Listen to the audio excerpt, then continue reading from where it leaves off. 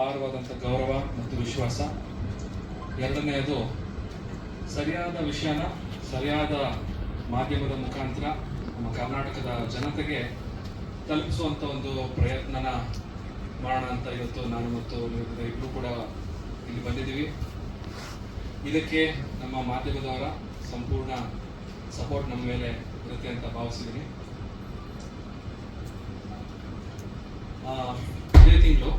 ಇದೇ ತಿಂಗಳು 6ನೇ ತಾರೀಕು ನಾನು ಮತ್ತು ನಿವೇದಿತಾ ಅರ್ಜಿನ ಸಲ್ಲಿಸಿದ್ವಿ. 7ನೇ ತಾರೀಕು ನಮ್ಮ ಫ್ಯಾಮಿಲಿ ಕೋರ್ಟ್ ನಮಗೆ ಏನು ಕಾನೂನಾತ್ಮಕವಾಗಿ ಏನು ಪ್ರೊಸೀಜರ್ಸ್ನ ಫಾಲೋ ಮಾಡಬೇಕಾಗಿತ್ತು ಆ ಪ್ರೊಸೀಜರ್ಸ್ನೆಲ್ಲ ಫಾಲೋ ಮಾಡಿದ್ವಿ.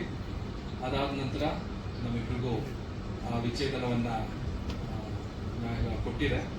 ಸೊ ಅದನ್ನು ಮೊದಲಿಗೆ ಸ್ಪಷ್ಟನೆ ಕೊಡ್ತಾ ಇದ್ದೀನಿ. ನಮ್ಮಿಬ್ಬರಿಗೂ ನ್ಯಾಯಾಲಯ ವಿಚ್ಛೇದನವನ್ನು ಕೊಟ್ಟಿದೆ. ನಾವು ಕಾನೂನಿನ ಪ್ರಕಾರವಾಗಿ ಈ ಒಂದು ವಿಚ್ಛೇದನವನ್ನು ಪಡ್ಕೊಂಡಿದ್ದೀವಿ. ಎಲ್ಲರಿಗೂ ಈ ಒಂದು ಪ್ರಶ್ನೆ ತುಂಬ ಕಾಡ್ತಾ ಇದೆ, ಯಾಕೆ ತುಂಬ ಚೆನ್ನಾಗಿದ್ರಲ್ಲ, ಯಾಕೆ ದೂರ ಆದ್ರಿ ಅನ್ನೋ ಒಂದು ಪ್ರಶ್ನೆ ಎಲ್ಲರೂ ಕೇಳ್ತಾ ಇದ್ದಾರೆ. ಆ ಒಂದು ಕ್ವಶನ್ಗೂ ಕೂಡ ಆನ್ಸರ್ ಮಾಡುವಂತಹ ಸಮಯ ಬಂದಿದೆ. ಆಲ್ರೆಡಿ ನಾವು ನಮ್ಮ ಸೋಷಿಯಲ್ ಮೀಡಿಯಾ ಇನ್ಸ್ಟಾಗ್ರಾಮ್ನಲ್ಲಿ ಒಂದು ಟೈಪ್ ಮಾಡಿ ಇಬ್ಬರು ಪೋಸ್ಟ್ಗಳನ್ನ ಹಾಕಿದ್ವಿ. ಅಲ್ಲೇ ನಾವು ಕ್ಲಾರಿಫಿಕೇಶನ್ ಕೊಟ್ಟಿದ್ದೀವಿ ಯಾಕೆ ನಾವು ವಿಚ್ಛೇದನ ಪಡೆದ್ವಿ ಅಂತ. ಸೊ ಇವಾಗ ಬಹಿರಂಗವಾಗಿ ನಾವಿಬ್ರು ಖುದ್ದಾಗಿ ಬಂದಿದ್ದೀವಿ. ಯಾಕಂತ ಹೇಳಿದ್ರೆ ಸಾಕಷ್ಟು ವದಂತಿಗಳು, ಬೇಡದೇ ಇರುವಂಥ ಸುದ್ದಿಗಳು ಎಲ್ಲರೂ ಸೃಷ್ಟಿ ಮಾಡಿ ಕೆಲವರು ಸೃಷ್ಟಿ ಮಾಡಿ ಅದನ್ನ ಹರಿಬಿಡ್ತಾ ಇದ್ದಾರೆ. ಅದು ಜನಗಳಿಗೆ ನಿಜ ಏನೋ ಅನ್ಸೋ ಒಂದು ಮುನ್ನ ಅದಕ್ಕೆ ನಾವು ಒಂದು ಕ್ಲಾರಿಟಿ ಕೊಟ್ಬಿಡೋಣ ಅಂತ ಇವತ್ತು ಈ ಒಂದು ಪತ್ರಿಕಾಗೋಷ್ಠಿಯನ್ನ ಕರೀಲಿಕ್ಕೆ ಒಂದು ಮುಖ್ಯ ಕಾರಣ ಕೂಡ.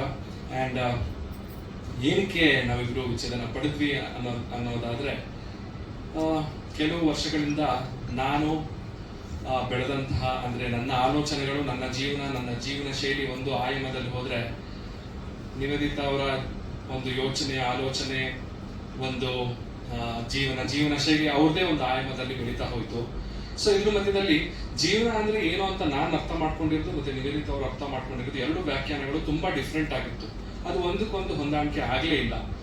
ತುಂಬಾ ಪ್ರಯತ್ನ ಪಟ್ವಿ ಕೆಲವು ವರ್ಷಗಳಿಂದ ಎಲ್ಲ ಸರಿ ಹೊಂದ್ಕೊಂಡು ಹೋಗ್ಬೇಕು ಅಂತ. ಸೊ ಪ್ರತಿದಿನನೂ ಈ ರೀತಿಯಾದಂಥ ಒಂದು ಮನಸ್ತಾಪಗಳು ಬರ್ತಿದ್ದಾಗ ಎಲ್ಲೋ ಒಂದ್ ಕಡೆ ಅನಿಸ್ತು, ನನ್ನ ಜೀವನ ಶೈಲಿ ಬೇರೆ ಇದೆ, ಇವರ ಜೀವನ ಶೈಲಿ ಬೇರೆ ಇದೆ.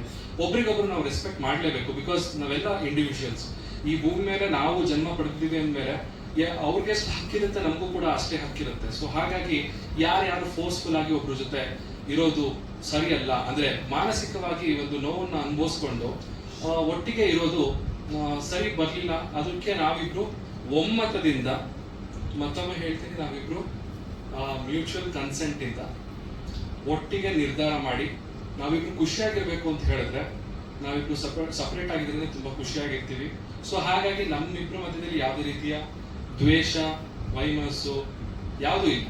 ಅಂದ್ರೆ ನನಗೆ ಅವರ ಬೆಳವಣಿಗೆ ಮೇಲೆ ನನಗೆ ಒಂದು ಖುಷಿ ಇದೆ. ಅವರು ಇಷ್ಟು ಮಟ್ಟಿಗೆ ಬೆಳೆದಿದ್ದಾರಲ್ಲ ಅನ್ನೋ ಒಂದು ಖುಷಿ ಇದೆ. ಆಕೆಗೆ ಕೂಡ ನಾನು ಮಾಡ್ತಿರುವಂತ ವಿಷಯದ ಮೇಲೆ ಅವ್ರು ಕೂಡ ರೆಸ್ಪೆಕ್ಟ್ ಇದೆ. ಸೊ